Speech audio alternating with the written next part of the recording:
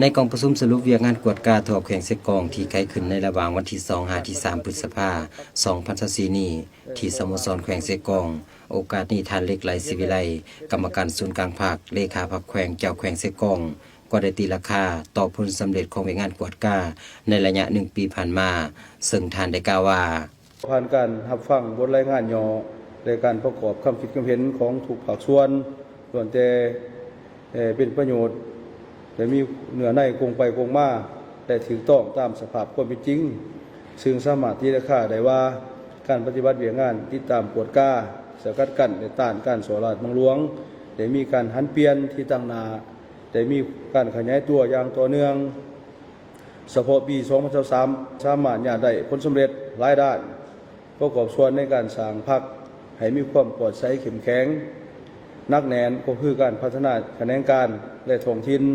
ในยามที่พวกเฮายังพบกับปัญหาสิ่งท้าทายนานาประการขึ้นในปัจจุบันจากผลสำเร็จในการจัดตั้งปฏิบัติเวียงงานกวดกาเฮ็ดให้การนำผ้าของคณะพรรคและการคุ้มครองของรัฐโดยพื้นฐานแม่นได้หันไปสู่ระเบียบหลักการและกฎหมายที่กำหนดไว้เป็นการประกอบส่วนเฮ็ดให้แขวงพวกเฮามีเสถียรภาพทางด้านการเมืองอย่างหนักแน่นเศรษฐกิจสืบต่อขยายตัวสังคมมีความสงบและเป็นระเบียบเรียบร้อยสกัดกั้นและแก้ไขปัญหาที่เกิดขึ้นในโครงการการจัดตั้งภาครัฐสกัดกั้นและสถิติต่อการจัดตั้งและระเบียบวินัยของสมาชิกพรรคพนักงานดีขึ้นการเข้าร่วมเวียงงานกวดกาของการจัดตั้งและภาคส่วนต่างๆในสังคมนับมือนับดีขึ้นพนักงานกวดกาแต่ละคันก็ได้รับการยกสูงความสามารถในการกวดกาเป็นแต่ละระยะถือโอกาสนี้ข้าพเจ้าแนะนำคณะพรรคองค์การปกครองแนะนำประธานกองประชุมขอแสดงความยอมย่อส้มเซยผลสำเร็จที่เกิดจากความรับผิดชอบในการนำผ้าชี้นำของคณะพรรคองค์การปกครองและคณะกวดกาขันต่างๆระยะผ่านมาขอแสดงความส้มเซยอย่างสุดอกสุดใจขอส้มเซยนอกจากนี้เจ้าแขวงเสกองยังได้เน้นรายด้านให้พนักงานผู้ที่เฮ็ดเวียกงานกวดกาเอาใจใส่ปฏิบัติภาระบทบาทของตนอย่างเต็มเม็ดเต็มหน่วย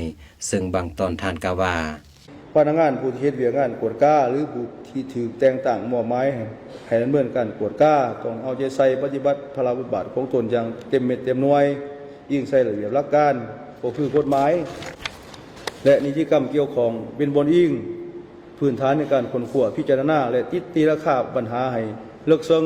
หลีกเว้นกันเข้าข้างเอาขาหรือตีราคาแบบผิวเผินเช่นให้การกวดกาบ่ชัดเจนและแก่ยาวพร้อมเดียวกันนี้ก็ต้องเอาใจใส่กวดกาต้านการส่อราษฎร์บังหลวงโดยการเพิ่มทวีเผยแผ่บรรดานิติกรรมการสร้างและปรับปรุงนิติกรรมปลุกระดมการเข้าร่วมของสังคมต้านพฤติกรรมการส่อราษฎร์บังหลวงทั้งนี้ก็เพื่อเฮ็ดให้เวียกงานกวดกาอยู่แขวงเสกองได้รับการจัดตั้งปฏิบัติอย่างมีประสิทธิผลสูงดังคำควรที่ว่ากวดกาทั่วถึงเลิกซึ่งโปร่งใสแก้ไขปัญหาถูกต้องเด็ดขาดทันการและเป็นธรรม